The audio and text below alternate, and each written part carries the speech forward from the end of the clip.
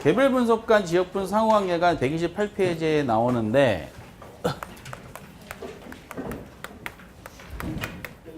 지역 분석, 이제 개별 분석. 이게 이제 사실상 그 정리인데요. 우선은 이제 목적부터 다르고요. 이제 오래전부터 제일 많이 나온 것은 지역 분석과 개별 분석의 목적을 설명하면서 이 사이에 이제 말장난이보다는 키워드를 이제 장난을 치죠. 아까 지역 분석은 이제 무슨 지역? 대상 지역이라 그랬죠. 이 인근 지역이었어요. 대상 지역에 뭐하고 뭐를 판정했었죠? 너무 오래돼서 표준적 사용하고 가치 수준을 판정하는 것이 지역 분석의 목적이었었죠. 그쵸? 그러면 이제 판정이 됐으면은 자료가 수집이 됐을 거야. 그럼 지역부를 통해서 판정된 표준적 사용과 가치 수준을 기초로 해가지고 이제 개별 분석 작업에 들어갑니다. 그럼 개별 분석에서는 키워드가 이제 대상 지역에 나오면 안 돼요. 뭐가 나올까? 대상 지역에 나오는 것이 아니라 대상 부동산이 나와야 돼요. 이 키워드가.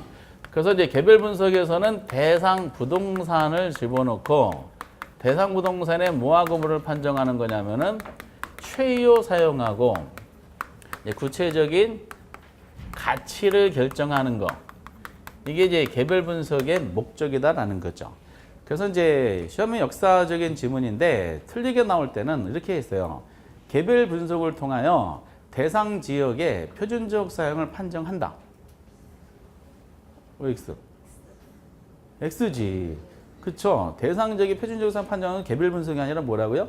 지역 분석이라 해야 되지. 또 기출문제 보면은 지역 분석을 통하여 대상 부동산의 구체적 가치를 결정한다. 다시. 지역 분석을 통하여 대상 부동산의 구체적 가치를 결정한다. X지. 지역분을 통해서는 대상적인 가치 수준을 판정한다 이렇게 해야 되죠. 이렇게 서로 이제 엇박자로 냅니다. 이렇게 길게 쓸 때도 역시 관계를 설명하게 돼 있어요. 항상 이제 지역 분석 대상 지역에 나와야 되고요. 개별 분석 대상 부동산이 나와야 됩니다. 물건 자체를 하는 거니까. 그런데 그 대상 부동산의 구체적 가치를 결정을 할 때 지역 분석을 통한 대상적인 가치 수준이라는 요 자료가 없잖아요. 그럼 대상 부동산의 구체적 가치의 신뢰도가 없어지게 됩니다. 이렇게. 예를 들어서 아까 이제 인근 지역이 있었죠. 인근 지역이 뭐가 있었다고요? 아니, 대상 부동산이 있었지. 너무 오래돼가지고 대상 부동산이 있어요. 평가사는 이제 인근 지역 안에 있는 이 부동산들이 많다고 그랬죠. 이 부동산들의 가치 수준을 먼저 판정해야 돼요. 이 가치 수준을 조사해 보니까 이 지역의 땅값들이 전부 다 인근 지역의 땅값들이 100만 원에서 제곱미터당 120만 원 사이를 갖는다라고 이제 이게 가치 수준이야. 평균적인 거 범위를 말하죠. 그럼 당신 부동산 가격은 110만 원입니다. 라고 이렇게 이제 제곱미터당 결정을 하게 되고 110만 원은 대상 부동산의 구체적 가치가 되는 겁니다. 근데 이 자료가 없잖아요. 그럼 당신 부동산은 110만 원이에요. 라고 하면 의뢰인이 왜 110만 원이에요? 라고 그 질문을 하고 항의가 일어나요. 난 믿을 수 없어. 막 이렇게 됩니다. 그때에 그 평가사가 뭘 제시해줘요? 이걸 딱 제시해주는 겁니다. 당신이 속해 있는 지역의 부동산들은 최하가 100만 원이고 최대가 120만 원이다. 여기 있는 부동산들은 다 이 범위 내에 있다. 그 범위 내에서 당신 부동산은 금액이 이거다. 그러면은 의뢰인은 나 말고 다른 부동산도 이 안에 속해 있구나. 우선 인정을 하게 돼요. 영화 출연할 때 또 제가 똑같으냐면은 제가 이제 아저씨 2를 제작하는데 아저씨란 영화 아시죠? 원빈이 나온 거. 원빈 역할 제가 대신해요. 그래서 영화를 이제 출연할 때 그 10억을 주겠다 그럽니다. 그러면은 왜 10억밖에 안 돼? 뭐 이럴 거 아니에요. 아, 원빈이 출연하면은 11억이고 정우성 출연하면은 뭐 9억 9천이고 누가 출연하면 얼마야? 당신은 그래서 10억이야 그러면은 인정해. 이렇게 나오는 거지. 이 자료는 가치 수준은 가치의 뭐죠? 신뢰도를 보장해주는 아주 중요한 금액이 되는 겁니다. 이렇게. 그래서 이제 이렇게 이제 먼저 판정을 해야 되는 거죠. 그러니까 어느 걸 먼저 해야 돼요? 지역 분석을 당연히 먼저 해야 되는 거죠. 올해 정답이 이게 나왔죠. 올해 지역 분석, 개별 분석 문제를 낼 때 오지선다를 쭉 펼쳤을 거 아니에요. 아까 동일수권에 대한 지문도 나오고 그 다른 지문이 나온지도 확인도 안 하셨어. 딱 보기에 보니까 3번인가에 보니까 3번인가 몇 번인가에 이게 딱 나와 있어요. 그러니까 이것만 눈에 확 띄고 나는 거는 읽지도 않았어요. 어떻게 나왔냐면은 개별 분석은 지역 분석보다 먼저 하는 게 보통이다 이랬었어요. X잖아. 그동안에 이거 엄청나게 연습을 많이 했던 내용이라서 지역 분석을 먼저 해야 되겠죠. 당연히 흐름상 이렇게 되는 겁니다. 그래서 순서를 바꿔서 낸 적이 있었더라. 그리고 지역 분석은 이제 인근 지역 안에 있는 전체적인 자료를 조사하는 거잖아요. 전체적인 분석이고, 그리고 전체니까 거시적 분석이다 이렇게 나오고 책처럼, 얘는 전체가 아니라 개별 분석은 인근 지역 안에 있는 일부분인 대상을 평가하는 거죠. 부분 분석이고, 거시의 반대말이 뭐예요? 미시. 미시적 분석이다. 이렇게 이제 표현을 할 수밖에 없고요. 관련되는 부동산 특성은 이제 지역 분석은 부동성. 이게 85년도 1회 때 나왔던 정답이죠. 이거는 개별성이죠. 우선 이렇게 이제 연결이 되고, 그 다음에 이제 자주 또 등장하는 게 있어. 비교 상황으로. 이제 후반부에서 감정평가 후반부에 논할 사항인데, 지역 분석과 관련되는 원칙이 적합원칙이에요. 그리고 이제 개별 분석과 관계되는 원칙이 균형의 원칙이 됩니다. 이렇게. 그래서 이제 이것도 바꿔서 냈었어요. 지역 분석은 균형의 원칙과 개별 분석은 적합의 원칙과 관계가 있다. 이렇게 표현했죠. 어때요? X가 되는 것이죠. 그리고 이제 감정 원가법 할 때 감가가 연관돼 가지고 지역 분석은 경제적 감가하고 밀접한 관계가 있고 개별 분석은 기능적 감가하고 밀접한 관계가 있다. 이것도 작년에 나왔던 내용이죠. 이것은. 그래서 이제 이 지역 분석하고 적합연치 경제적 감가는 항상 같이 몰려다니는 패거리입니다. 마찬가지로 개별 분석하고 균형연치, 기능적 감가도 항상 같이 몰려다니는 패거리예요. 그럼 기능적 감가를 하는 근거는 원칙 따지면 균형연치이고 분석은 무슨 분석? 개별 분석이에요. 근데 작년에는 기능적 감가를 하는데 이거 관계되는 것이 뭐냐? 지문으로 나왔을 때 기능적 감가는 이제 개별분을 통한 균형연치라고 해야 되는데 기능적 감가의 근거는 지역분을 통한 적합연치이다 이렇게 나왔었죠. 그러니까 이게 안 맞게 설명했었어요. 그러니까 이 표가 제가 만약에 출제원이라 그러면은 책에 나온 것처럼 표를 그리고 표 안에 빵꾸를 뚫고 싶어. 근데 이거를 표로 나온 줄 알고 전부 다 뭘로 내요? 말로 나와요. 지문으로. 그러다 보니까 이 지문으로 설명하는 과정 중에 이 키워드가 뭐가 바뀌었는지를 바로 체크하셔야 되는 거죠. 제가 출전이라 그러면은 여기다가 선 해놓고 가로치고 기억할 겁니다. 그리고 이제 적합의 원칙 해놓고 가로치고 여기다가 또 가로칠 겁니다. 니은.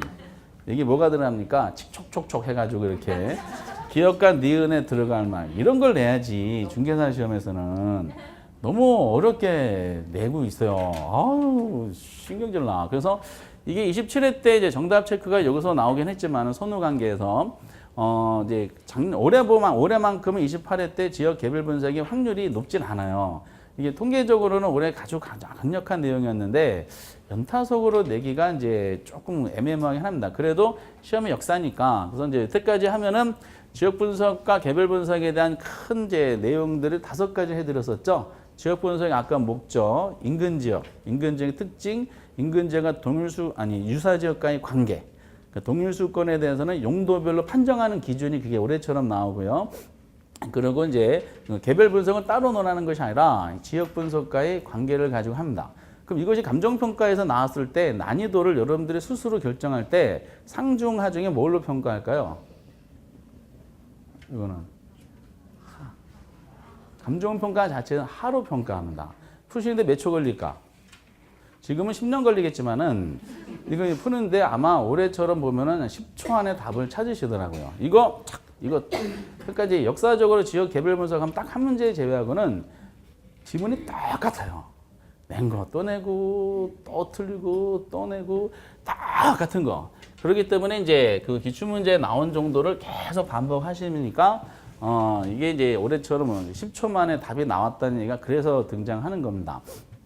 여러분 부동산학개론은 그 40문제 풀죠. 민법도 40문제죠. 그렇죠? 그러면은 민법이 더 지문이 길까? 학교론이 더 지문이 길까? 민법이 훨씬 더 길어요. 이렇게. 그래서 보통 인터넷상에서 이제 나와 있는 수험생들의 이제 나중에 결과 평가를 보면은 학교론은 30분 만에 풀어야 된다 이런 얘기가 나와요. 민법은 한 55분 정도 걸린다 이런 얘기가 나옵니다. 그게 맞을까 틀릴까? 그게 맞아요. 왜냐하면은 그게 가능한 이유가 시험을 이제 시작하면은 시험지를 나눠주죠. 보통 5분 전에 나눠주는데 감독관에 따라 약간 차이는 있습니다. 그럼 시험지 보지 말라 그럽니다. 대신에 파손된 것이 있는가를 확인해 보기 위해서 해요. 그럼 보지 말라 그러지만은 안 봐요? 봐야 되지. 근데 보면은 앞장은 이제 백지니까 이제 안 보이지만 한 장 넘기면 그 1, 2, 3번이 나옵니다. 그러면 저희 시험 시작하기 전에 벌써 넘기면서 파손이 당연히 안 됐겠지. 파손 확인하는 척 하면서 1번, 2번, 3번.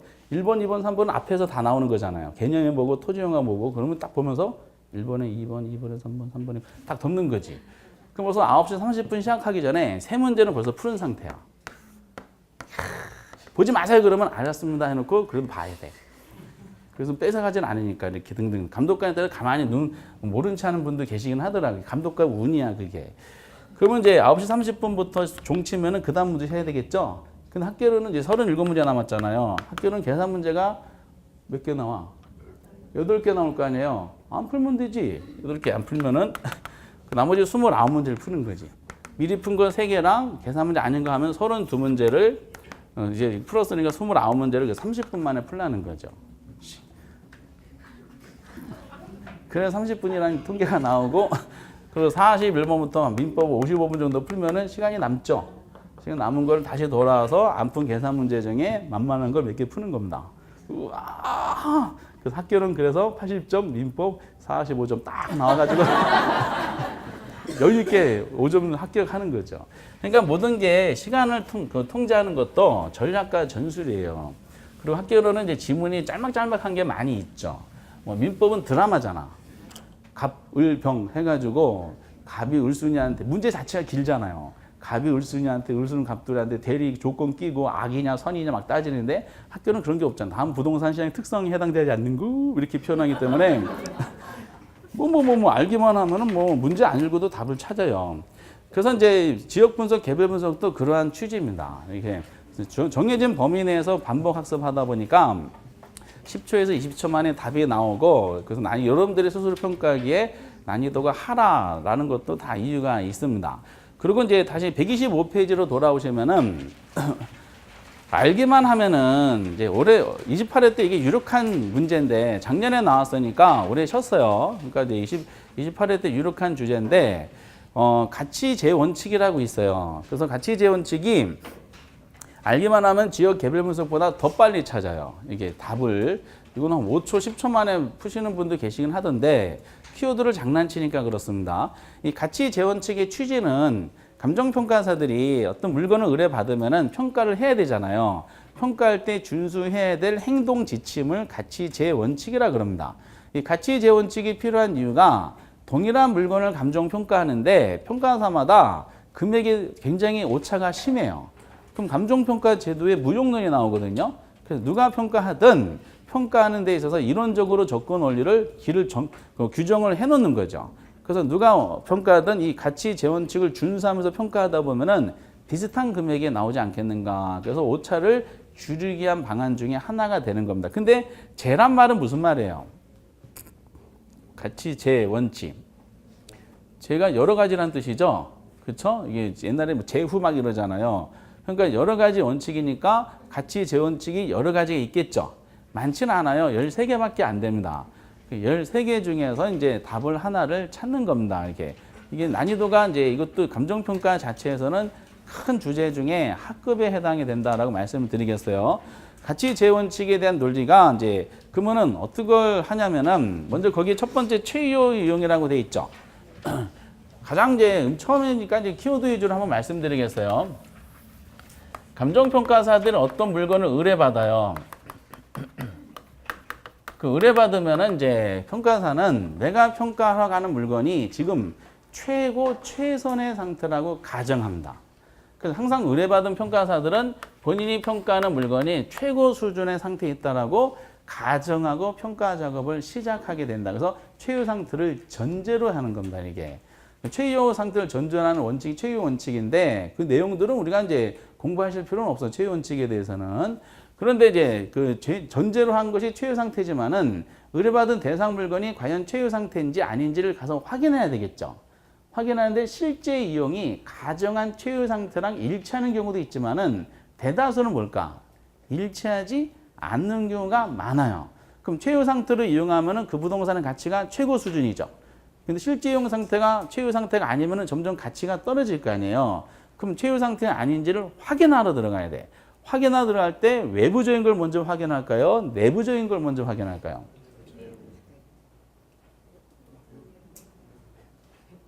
외부적인 걸 먼저 확인하겠지.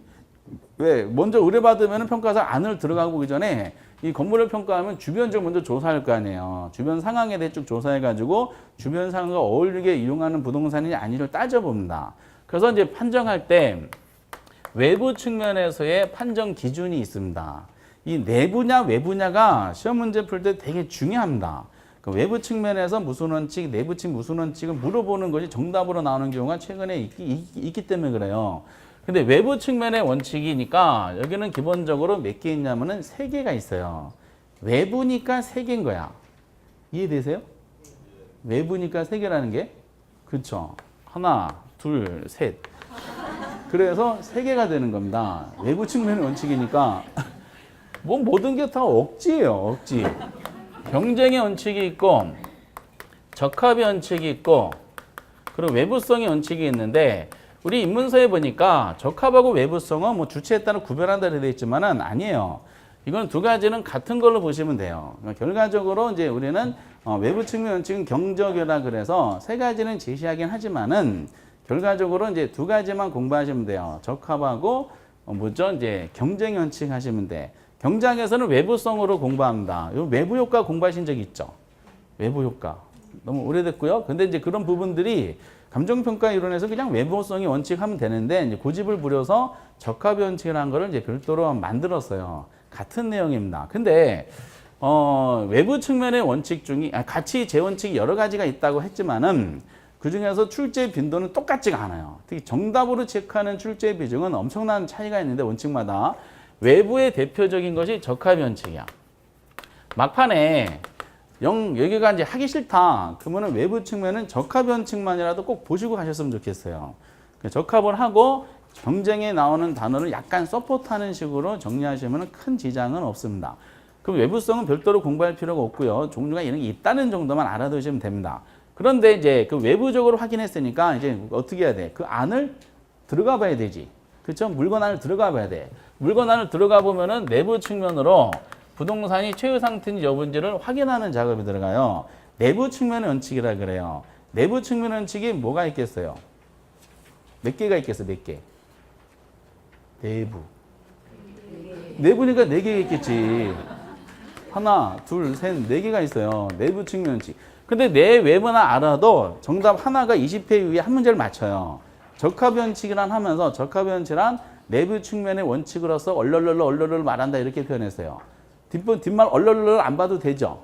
적합 원칙이란 내부 측면 원칙으로서 벌써 하는 순간에 오답이 되는 거죠.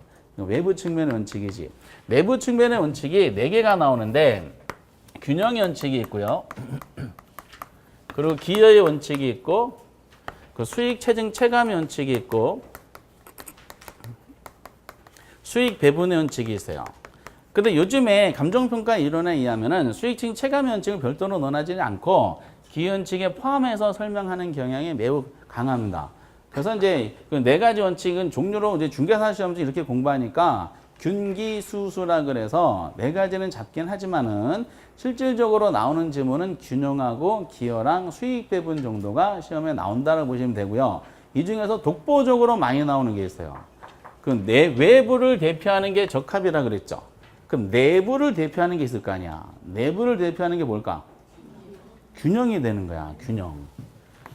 부동산이 최유 상태가 되려면은 내부적으로도 요소들이 균형을 맞아야 되고 외부적인 환경과도 어울려야 돼요. 그래서 균형하고 적합이 독보적입니다. 그래서 특히 이제 막판에 보면 전형반에 공부하신 분들은 시간적 여유가 많이 없으세요. 그래서 그분들을 대상으로 어차피 선택을 하시면은 내부의 균형과 외부의 적합 두 가지만 시험 공부하시고 시험장에 가시기 바랍니다라고 할 정도로 내부의 균형과 외부의 적합이 엄청난 정답 체크 항목으로 많이 나옵니다.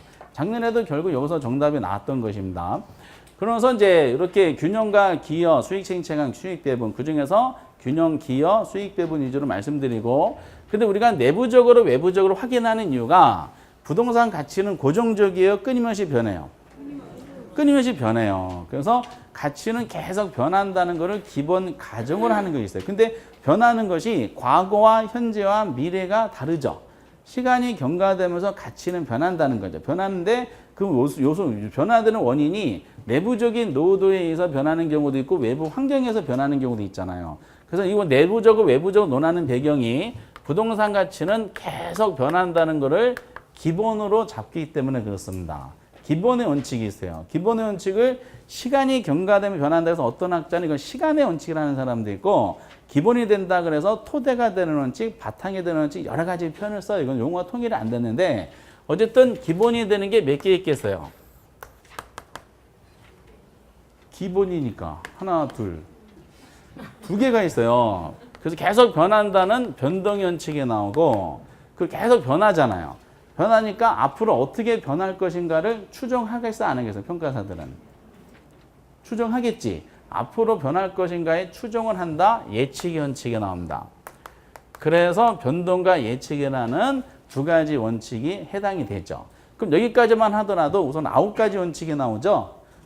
체류 상태를 평가하기 위해서 내부적으로 균기수수, 외부적으로 경적에, 기본이 된 변예 해가지고 9가지가 나옵니다. 균기수수, 경적에, 변예. 그래서 이제 얘네들은 체류 상태를 판정하기 위해서 전부 다 1대1로 연결된 직접적인 관계된 원칙이에요. 과거에 딱 한 번 체류 상태를 판정하는데 가장 관계가 낮은 원칙을 물어봤었어요. 가장 관계가 낮다는 것은 직접적인 관계된 원칙이 있지만 무슨 관계된 원칙도 있겠어? 간접적으로 관계된 원칙도 나오겠죠. 그럼 간접적이라는 것은 직접 여기서 체류 상태가 연결되는 것이 아니라 뭐 어떤 원칙을 걸쳐서 그 다음에 연결되는 거야. 근데 경쟁의 원칙을 매개체로 연결되는 원칙이 두 개가 있어요. 간접적으로 관계된 원칙에다 굳이 적으면은 대체 원칙이 있고 대체제로 공부하신 적 있죠? 어디서? 수요공급에서 공부하셨어요? 아니면 소방법에서 공부하셨어?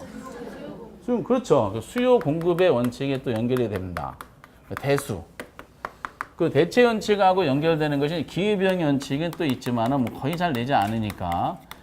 그래서 이제 최후 상태를 바탕으로 해서 여기가 9개고요. 10개, 11개, 12개 최후 원칙에서 13개가 나옵니다. 우리 중개사 쪽 13개 하더라고요. 근데 일본은 15개를 공부하고 미국은 11개인가 라고 합니다. 이렇게. 그 평가 이론의 전개 그 발전 단계에 따라 비슷한 것은 통합을 하고 삭제하고 막 그렇게 바뀌게 됩니다. 근데 이제 이 중에서 말씀드렸듯이 이제 1등, 1순위. 1순위는 적합하고 균형이야. 적합하고 균형. 2순위. 2순위는 내부에 기여하고 수익 배분하고 변동입니다. 얘네들이 2순위야.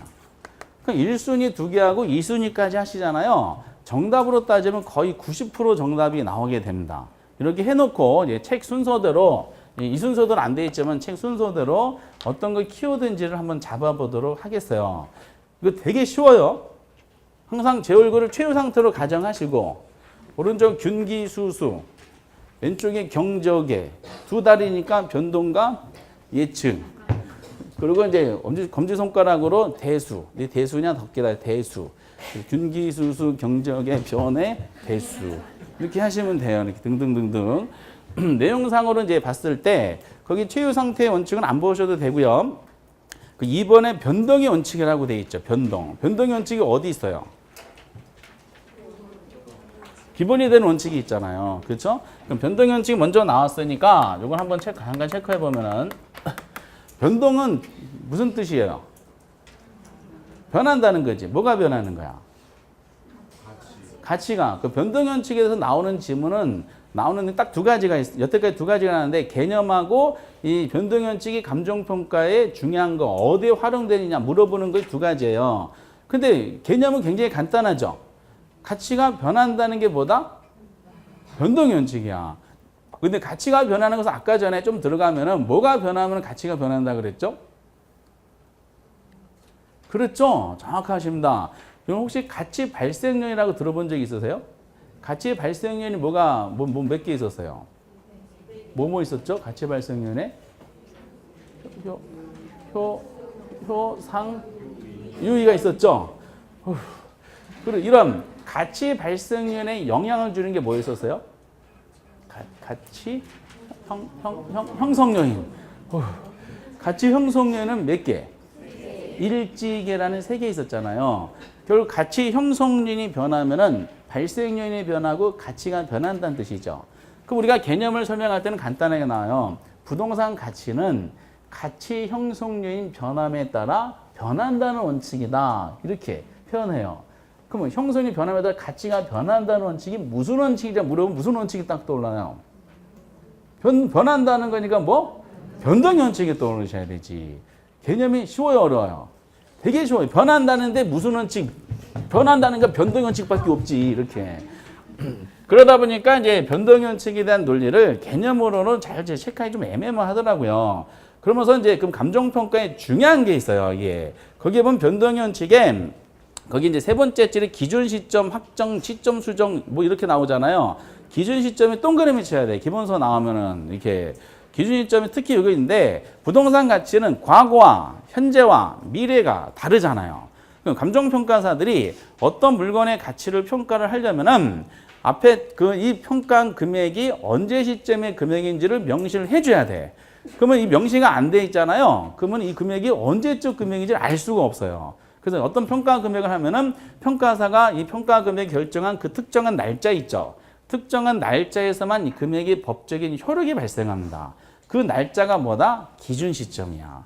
기준점은 감정평가 가격 결정의 기준이 되는 날짜라서 이건 나중에 이제 지난주에 우리가 현황 기준 평가를 할 때 기준 시점 자체가 중간 주제 테마라고 말씀드렸어요. 그래서 기준 시점을 확정하는 거 관계되는 게 무슨 원칙이다? 변동원칙 거의 뭐 1대1로 나옵니다. 주무시다가 누가 머리를 빡 치면서 기준 시점 하면은 변동원칙 이렇게 할 정도로 금방금방 답이 나와야 됩니다. 변동원칙 딱 치면은 기준 시점 이렇게 할 정도로. 그리고 단어 꼭 기억하시고 밑에 예측원칙이 나오잖아요. 그럼 예측이란 말은 미래란 말이 연상이 돼요? 과거란 말이 연상이 돼요? 그럼 평가사는 가치가 계속 변하잖아요. 계속 변하는 과정이 있으니까 앞으로 어떻게 될 것인가에 대한 추정을 하겠어 안 하겠어요? 하는 거야. 그래서 예측원칙에 나올 때는 보통 장래란 말이 나옵니다. 장래 어쩌고 이렇게 말이 나와요. 그래서 장래 가지개들 뭐라고 나오잖아요. 그래서 이제 이 예측원칙에서 미래적인 표현이 나오기 때문에 미래에 나왔는데 장래에 나왔는데 이게 과거라는 의미가 아니라 미래이기 때문에 추정한다, 예측한다 이런 말이 연상이 되죠. 그래서 이제 그럼 예측원칙과 연관되는 부분이 뭐냐면은 이게 이제 몇 년 전에 정답 나왔던 건데 4년 전인가 가치의 정의하고 밀접한 연관성이 있죠. 가치의 정의야. 그럼 가치의 정의하고 밀접한 관계가 있는 것이 예측원칙이다 그랬었거든요. 그럼 가치가 뭐라고 정의내렸어 우리가 지난주에? 너무 오래됐죠. 가격과 가치를 서로 비교하는 문제를 낼 때 가격은 현실 시장에서 수요자와 공급자가 간에 실제로 거래된 금액이라고 그랬어요. 실제로 거래된 금액이니까 가격은 무슨 의미? 과거의 의미가 하나밖에 없다 그랬죠. 근데 가치는 뭐라고 정의내렸죠? 장래 이익의 현재 가치. 그래서 현재 값이고 무수히 많다 이렇게 표현했었어요. 장래 이익의 현재 가치. 그럼 현재 가치가 미래에 대한 추정이 필요해 안 필요해? 필요하죠. 그래서 그 가치의 정의하고 예측원칙은 밀접한 관계가 있다는 것은 출제원이 뭐에 대한 개념을 이미 알고 있다 가정하는 거야. 그 가치의 정의를 알고 있다라고 가정하고 출제한 거죠. 이게 장래 이익의 현재 가치니까. 오케이? 그리고 이제 작년 26회 때 나왔던 것은 이거는 좀 그런데 수익환원법하고 관계가 밀접하다라고 합니다. 이 수익환원법 나중에 수익 방식을 가결구하는 방법인데 이 수익이 있죠, 수익. 수익환원법의 수익이 어떤 수익인지 알면은 바로 연결이 돼요. 이 수익이라고 그건 뭐 우리가 앞으로 해보겠지만은 이때 수익은 뭐죠? 미래 수익일까요? 과거 수익일까? 미래 수익이야. 앞으로 발생될 수익, 장래 수익이라고 공부하실 거야. 장래 기대되는 수익. 그러다 보니까 이 수익 자체가 미래 수익이다 보니까 전부 다 뭐가 개입돼? 예측. 가치 정의할 때도 장래.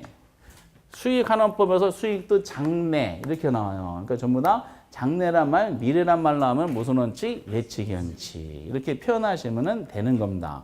어쨌든 이제 이렇게 흔한 지문은 아니지만은 이 중에서 이제 의미가 있는 중요한 단어 변동 원칙은 알고 계시고요. 2순위로.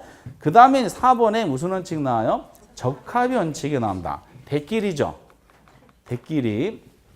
그럼 이제 적합 원칙이 이제 참 등장을 많이 하는데 적합 원칙은 이제 개념부터 보셔야 되고요. 아까 전에 우리가 적합 원칙을 어디서 한번 언급한 적이 있었죠. 뭐 할 때 언급했었죠? 1번 지역 분석, 2번 그때 그 분석. 지역 분석하고 방금 지었잖아요. 지역 분석은 무슨 원칙? 적합 원칙. 그리고 무슨 감가? 경제적 감가. 개별 분석은 무슨 원칙? 균형 원칙 무슨 감가? 기능 감가. 이제 그거를 거꾸로 이제 원칙을 통해서 접근해 보는 거죠. 그럼 이제 적합 원칙이라는 것은 거의 개념에 나온 것처럼 그 환경이라는 단어가 나왔죠. 환경이란 말이 기본적인 개념이에요. 그러고 나서 밑에 이제 세 번째 줄에 뭐죠? 경제적 감가 이런 말이 나오게 되는 겁니다. 그러면은 어떤 의미냐? 부동산 가치가 최고 상태가 되는지 확인하려면은 부동산은 뭐죠? 주변 환경과 어울려야지 최후 상태가 된다는 뜻이야. 주변과 어울리지 않으면 뭔가 이질적인 부분이라서 가치가 안 맞는다는 겁니다. 근데 여기서 환경이란 말이 그래서 나온 것이고 주변 환경이야. 이 주변 환경이란 말이 나오고 무슨 원칙입니까? 라고 개념하면은 적합 원칙 하셔야 돼. 그래서 꼭 부동산은 이제 적합 원칙 낼 때는요, 그 시장에 대한 환경적인 요소 꼭 들어가요. 이렇게. 근데 부동산은 여기서 부동산이 외부적으로 최유 상태가 되려면은 그 부동산은 주변 환경과 어울려야 된다는 거죠. 근데 부동산이 주변 환경과 어울리는지 그렇지 못한지 있죠. 이걸 어떻게 알아? 어떻게 알아? 직접 부동산이 속해 있는 지역을 조사를 해야 되잖아요. 그게 무슨 분석이야? 그게 지역 분석이지. 지역 분석을 해야지 이 부동산이 주변 환경과 어울리는지 그렇지 못한지를 판단할 수가 있게 되는 거예요. 그래서 지역 분석하고 무슨 원칙? 적합 원칙과 밀접한 관계 있고, 근데 부동산 지역 분석 해봤더니 부동산이 주변 환경과 어울린다는 것이 확인이 됐어. 그럼 최후 상태야. 근데 주변 환경과 어울리지 못한다는 것이 확인이 된 거야. 아파트 단지인데 아파트 평가한 아파트 단지 주변을 보니까 반경 그 거리가 한 10m 떨어진 곳에 지뢰밭이 있어. 그리고 50m 떨어진데 핵실험장이 있어요. 한 달에 한 번씩 핵실험을 하고 있어요. 아파트 단지인데 물론 핵실험을 좋아하고 아니면 지뢰밭을 좋아하는 매니아계층도 있지만은 주거용 부동산 입장에서는 주변 환경이 안 어울리겠죠. 실제로 옛날에 그런 분양을 했는데 뭐 김포 지역 어떤 그러니까 언론에서 한번 나온 적이 거의 10년 됐나? 아파트 분양인데 입주자들이 나중에 이제 완성하고 가봤더니 그 주변에 공동묘지가 있었죠. 그래서 10층에서 내려다 보니까 그게 보여. 밤에 하얀 소불수문이 이렇게. 그러니까 그 이제 그 분양하고 막 공사할 때 거기 그 공사하는 그 길목에서 그 공동묘지 큰 차단막으로 해가지고 입주 지금 분양 받은 사람들이 조사로 올 때 이제 뭐죠? 그 확인하지 못하게 만들었다 그러더라고요. 나중에 입주해서 고충 있는 사람 보니까 공동묘지 보이는 거야. 이런 식으로. 그럼 그걸 좋아하는 매니아계층도 있지만은 대다수는 싫어해가지고 언론에 신고해가지고 이제 한번 보도가 나온 데 있었죠. 근데 이제 그 나중에 보니까 그 책임 문제가 안 생겼죠. 왜? 그 분양 꼭 조그만 글씨로 하잖아요. 조그만 글씨로 뭐뭐 주변에 뭐가 있다라는 식으로 해서 그걸 어떻게 확인해? 그래서 이제 그 확인하지 못한 뭐 분양 받은 사람들은 뭐 문제다라고 아주 악덕적인 사항이 있었죠. 그런 것이 주변 환경과 어울리지 않으면 분명히 가치가 떨어져요. 그 외부적인 요인의 가치가 하락하는 걸 무슨 감가라고 하나? 이거를 경제적 감가다라고 얘기를 하게 되는 겁니다. 이런 표현이야. 아직은 익숙하지 않지만 그래서 아까 전에는 지역 분석하면서 적합원칙, 경제감가 했잖아요. 지금 반대로 지금 어떻게 하고 있어요? 적합원칙 하면서 얘는 지역 분석하고 경제적 감가랑 관계가 된다라고 언급을 하게 됩니다. 이게. 하나 더 남았겠죠? 나중에 원가법에서 경제적 감가할 때 이걸 또 똑같이 얘하고 얘랑 관계가 됩니다라고 표현을 할 겁니다. 아주 세 가지는 같이 몰려다니는 패거리가 되는 거죠. 그래서 아주 많이 나오는 거 적합원칙 개념, 환경과 연관되는 단어가 나오고요. 경제적 감가와 관계되는 원칙이 적합원칙이다라는 거를 많이 언급을 하게 됩니다. 너무너무 많이 나와요. 올해도 정답 가능성이 굉장히 높죠. 그리고 이제 그 외부성 원칙은 안 보셔도 돼. 뭐랑 똑같은 개념이라고요? 적합원칙과 똑같은 개념이야. 환경과의 관계를 논하기 때문에 전혀 안 보셔도 되고요. 그 다음에 이제 책에는 뭐 여기 경쟁원칙이 설명이 이제 안 돼 있지만은 뭐 나중에 이제 관련되는 거 한번 해보도록 하겠고요. 그리고 이제 그 다음 페이지 보면은 그 6번의 기원칙, 7번의 균형원칙 나오고 8번의 수익층 체감원칙 나오고 9번의 수익 배분 원칙 나왔죠. 이 네 가지 전부 다 무슨 원칙이야? 내부적인 원칙이죠. 근데 그 중에 수익 책임 체감 원칙 안 보셔도 관계가 없고요. 기여랑 균형하고 수익 배분 위주로 하시면 되는데 어느 게 핵심이야? 균형이 핵심이에요. 근데 이제 내부적인 원칙이잖아. 내부적인 원칙에는 꼭 나오는 단어가 있어요. 꼭 나오는 단어가 무슨 단어가 나오냐면 생산 요소란 말이 꼭 나와요. 생산 요소란 말은 어떤 물건을 만들 때 들어가는 요소죠. 생산비, 생산 요소, 생산할 때 들어가는 요소. 생산 요소란 말이 나와. 근데 이 말이 어떤 의미냐? 적합의 원칙이란 이렇게 개념이 나와요. 적합의 원칙이란 부동산이 최후 상태 되기 위해서는 생산 요소 말이 들어가. OX. X가 되는 거야. 생산 요소란 단어가 나오면은 무조건 내부 원칙이야. 내부 원칙이니까 균형에도 나오고 기회도 나오고 수익 배분에도 이 단어가 나올 거 아니에요. 그렇죠? 또는 생산 요소란 말이 너무 노골적이다 그러면은 또 이렇게도 나와요. 부동산을 구성하는 각 요소 이렇게 나와요. 부동산의 내부 구성 요소. 내부 구성 요소인데 여기 무슨 단어가 붙어 있어? 내부란 말이 들어있으니까 이 무슨 원칙과 연관된다? 내부 원칙이야. 근데 출제원이 내부란 말이 들어가면 좀 문제가 될 것 같다 그래가지고 지금 너무 노골적이니까 이걸 빼가지고 문제 내는 경우도 있어요. 어쨌든 생산 요소란 말, 부동산을 구성하는 요소란 말 나오면 전부 다 무슨 원칙? 내부 원칙이야. 그러면서 먼저 뭐부터 하냐면은 그 유명한 균형의 원칙부터 잠깐 하는 거죠. 균형의 원칙도 이제 몇 가지가 등장하고요. 균형의 원칙에 보면은 이런 말도 있어요. 7번에 부동산의 유용성이 최고도로 발휘되려면은 부동산의 뭐죠? 내부 구성 요소의 결합이 균형을 이루어야 되는 원칙 이렇게 설명이 돼 있잖아요. 거기 보면 무슨 단어가 붙어 있어? 내부 구성 요소 이렇게 나왔죠? 그러니까 당연히 뭐죠? 내부적인 원칙인데 그 내부 균형 원칙 할 때는 그래서 생산 요소란 말 또는 이제 내부 구성 요소란 말이 나와. 근데 내부적으로 부동산이 최후 상태가 되려면 균형이 맞아야 된다 그랬잖아요. 균형이 맞으려면 부동 생산 요소 간에 무슨 단어가 나오냐? 결합 비율이 나와요. 또는 구성 비율, 결합 비율 이런 말이 나와.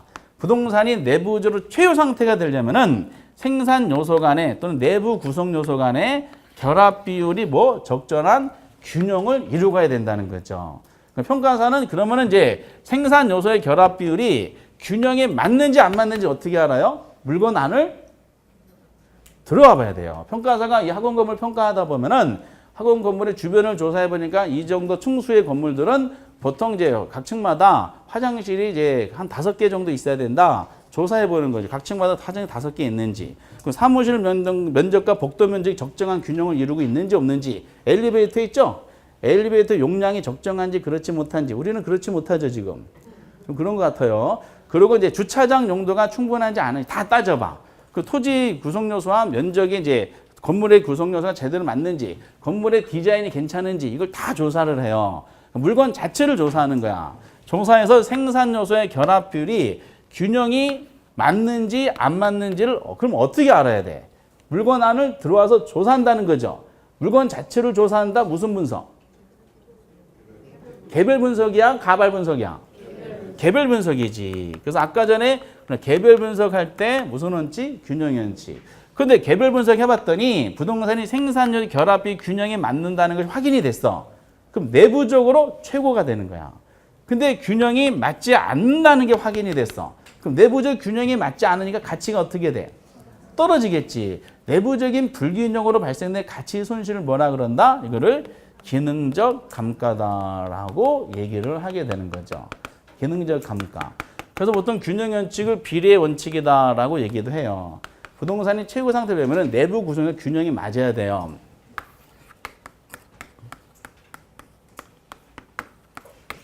이게 누구야?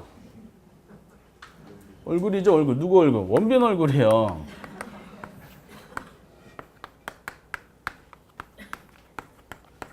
이게 누구야? 김덕기야. 원빈하고 김덕기 얼굴 보면은 내부 구성 요소는 다 있을 거 있잖아요. 눈두개 있고, 눈썹이 있고, 머리카락 있고, 귓구멍 있고, 콧구멍 있고, 입술, 앵두 같은 입술 다 있잖아요. 있을 거 다 있잖아. 근데 이제 원빈은 미남이라 그러고, 김덕기는 추남이라 그러죠. 있을 거 다 있는데 왜 이런 차이가 생겨요? 내부 구성 요소 간의 결합 비율의 차이죠. 결합 비율. 원빈은 내부 구성 요소가 균형이 다 맞잖아. 그 눈, 코, 입이 다 균형이 맞죠. 김덕기는 뭔가 균형이 안 맞잖아요. 그러면 결과적으로 미남과 추남의 차이는 뭐죠? 기능적 감가입니다.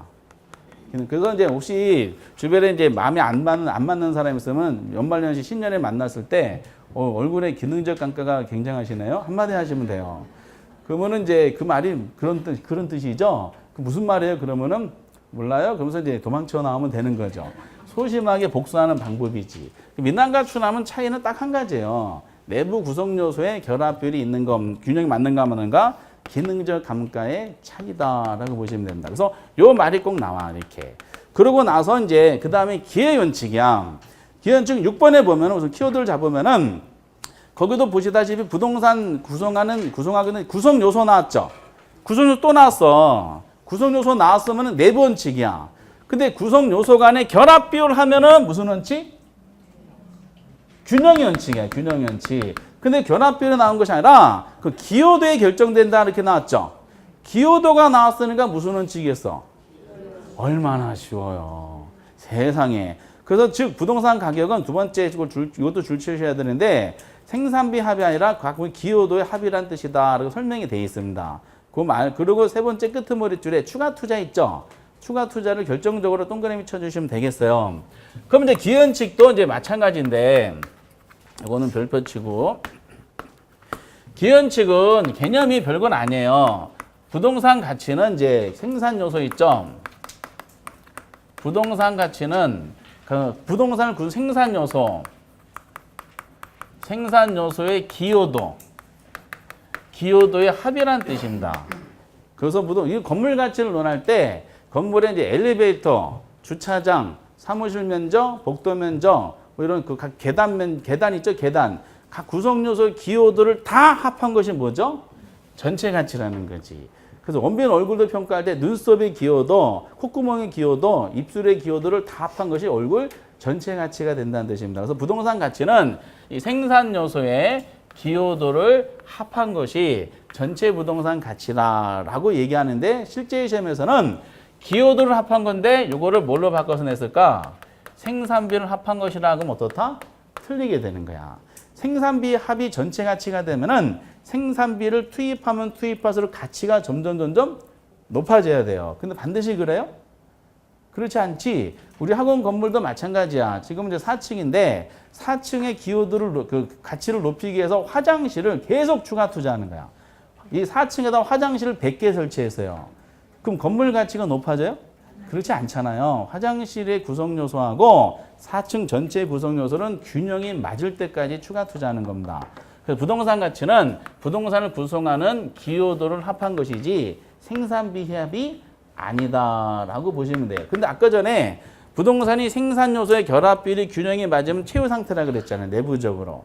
조사해 보니까 화장실이 각 층마다 3개 정도가 있는 것이 최후 상태라고 균형이 맞는 상태로 판단했어. 학원 건물을 조사해 보니까 화장실이 2개밖에 없어. 그러면 내부적으로 구성 요소가 균형이 안 맞죠. 그럼 가치가 떨어졌지. 그게 무슨 감가? 기능적 감가야. 그럼 부족한 거를 최후 상태가 되려면 어떻게 돼? 하나를 더 추가 투자해야 되겠죠. 그럴 때 나오는 기원칙은 뭔가 균형이 안 맞을 때 최후 상태를 도모하게 해서 추가 투자를 해야 되는지 말아야 되는지 판단하는 기준이 되는 게 기원칙이야. 그 기원칙을 통해서 기준을 판단하는 건 굉장히 어렵기 때문에 우리 시험은 중요한 단어가 무슨 단어?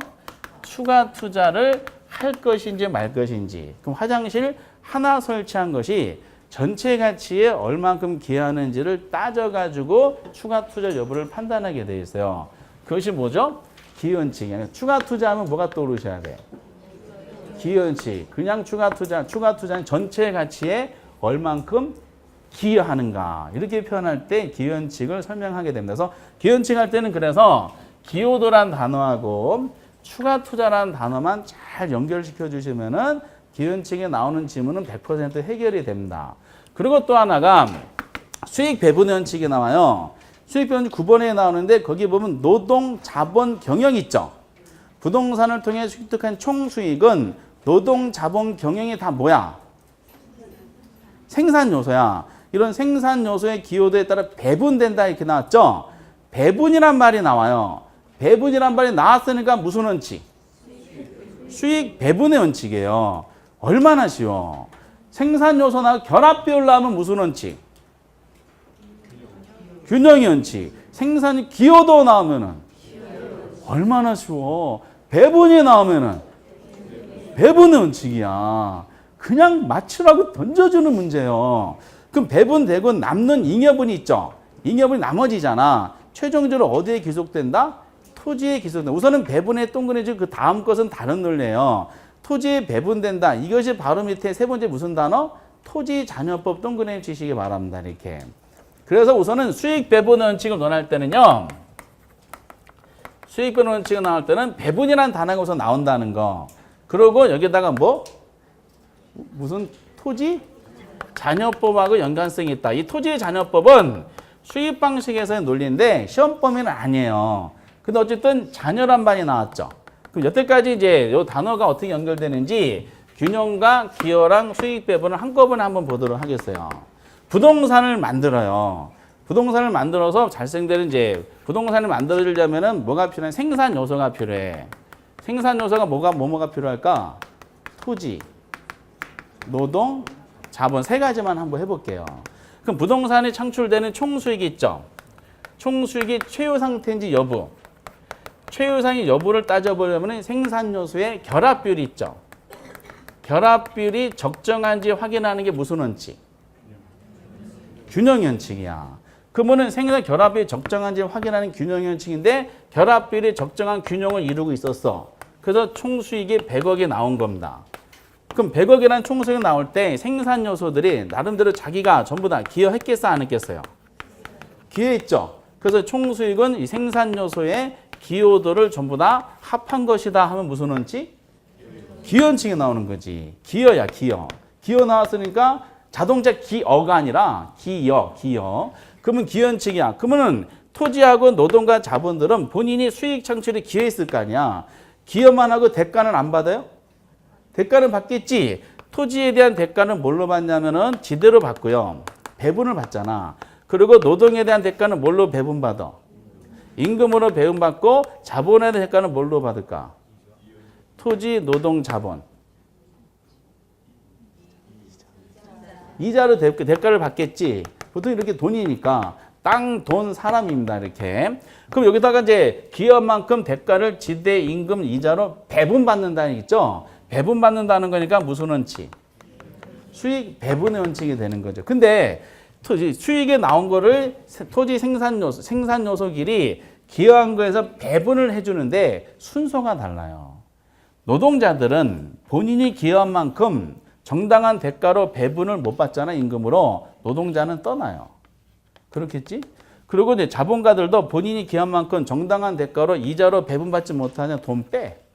그럼 노동자들 빠지고 자본가들 빠지면은 이 부동산을 통해서 수익이 지속적으로 나올 수가 없을 거 아니야. 그럼 이 부동산에 나온 수익이 지속적으로 계속 앞으로 나오게 하려면은 수익이 나온 거 있잖아요. 수익이 나온 거를 이탈이 가능한 노동자하고 자본가들한테 먼저 배분해줘요.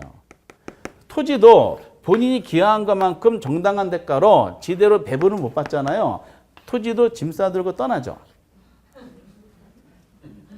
토지는 떠날 수가 없어요. 무슨 특성 때문에? 부동성 때문에. 그러니까 얘는 이탈이 불가능해요. 노동자하고 자본가들은 이탈이 가능해. 이탈이 가능한 두 생산 요소를 묶어두기 위해서는 나온 수익을 먼저 배분해주고 나머지 수익 있지. 나머지 수익을 최종적으로 누구한테 배분해줘야 돼? 토지한테 배분해줘요. 나머지가 뭐야? 자녀가 되는 거지. 나머지 수익을 최종적으로 토지한테 배분해주고 최종적으로 배분된 토지에 배분된 수익까지 토지가치 구하는 방법이 토지잔여법이에요. 토지잔여법은 시험 범위 자체가 우리 시험 빠졌기 때문에 안 나오지만은 수익 배분의 원칙을 설명할 때 이것이 거의 1대1로 단골로 나옵니다. 나머지 수익을 최종적으로 하더라. 그러니까 이건 생산 요소가 다 세 가지 원칙이 공통적이고 내부 구성 요소, 결합 비율이 얼얼얼 나오면은 균형 원칙, 그리고 기여도가 나오면은 기여 원칙, 배분이란 말이 나오면은 배분의 원칙. 이런 키워드가 나오기 때문에 개념을 적기가 좀 애매모호해요. 그러다 보니까 이런 원칙 등이 주로 감정평가에 어떻게 어디에서 활용되느냐 그 연결고리를 잡더라고요. 그래서 추가 투자 나오면 무슨 원칙? 기원칙. 그리고 기능적 감가하면은 균형의 원칙. 그리고 여기 나온 것처럼 토지 잔여법 하면은 수익 배분. 거의 그래서 이런 내용들이 시험에 등장할 수밖에 없는 거죠. 작년 26회 때는 그래서 어떻게 나왔냐면 아까 말씀드렸듯이 기능적 감가는 무슨 원칙이라고 해야 돼요? 균형 원칙이라 했는데 기능적 감가를 해놓고 적합 원칙이라 해놨어요. 그러니까 이게 너무 이제 보기 2번인가에 나와가지고 기능이 왜 적합이야? 이거 틀렸네 해서 바로 답을 찾게 되는 수준으로 문제 정도가 나오더라고요. 그렇게 해놓고 나머지는 이제 대체 원칙하고 수용금 원칙은 뭐 그렇게 많이 내지는 않기 때문에 또 그럼 대체제 아시지? 대체제는 둘 중에 하나 선택하는 거잖아요. 뭐 그런 관계를 이해하시고 수요 공급도 공부하셨죠? 이런 내용들은 이제 앞으로 좀 더 하고 나서 정리해 보도록 하겠습니다. 우선은 중요한 것은 이제 항상 양축으로 뭐하고 뭐를 잠깐 잡으셔야 된다. 내부의 균형, 외부의 적합. 그럼 거의 정답의 절반 정도를 풀 수가 있어요. 28회 때도 아마 균형하고 적합에서 정답 가능성이 제일 높고 혹시나 해가지고 그 조금 더 하면은 이제 2순위로 기여 원칙, 변동 원칙, 수익 배분 원칙 이 세 가지 정도를 첨가하다 보면 거의 90% 확률로 우리가 이제 정답이 가능합니다. 이렇게. 그래서 이제 먼저 지금은 처음 하시는 거기 때문에 난이도 우선 쉽다고 이제 생각하시지만은 지금 낯설 거예요. 그래서 그렇다 하더라도 머릿속에 체계도는 알아두세요. 내부 원칙의 균기수수 4개, 외부 원칙의 경적에, 그리고 기본이 되는 건 뭐? 변예. 그리고 간접적으로 관계되는 거, 경쟁 원칙 4개처럼 대수. 요 정도만 머릿속에 갖고 계시면은 문제 푸는 데는 우선 지장이 없으실 것 같아요. 그리고 이걸 지워요. 지우고 만약에 1시간 후에 문제를 내드린다. 그러면은 이제 다 까먹었을 거 아니에요. 그러놓고 여쭤보는 거 다시 추가 투자! 이렇게 내. 우선 공부하신 범위 내에서 하면은 어쩜 이렇게 금방 기억, 1시간 지났는데 어떻게 금방 기억하시지? 그리고 이제, 경제적 감가!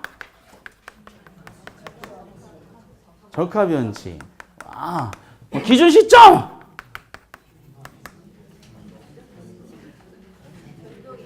조금 오래된 것은 더 많이 잊어버리네요. 변동의 원칙. 변동의 원칙. 그리고 수익하는 법! 예측의 원칙. 장래 나온 거. 이게 이제 최근에 나왔던 정답이고, 그리고 이제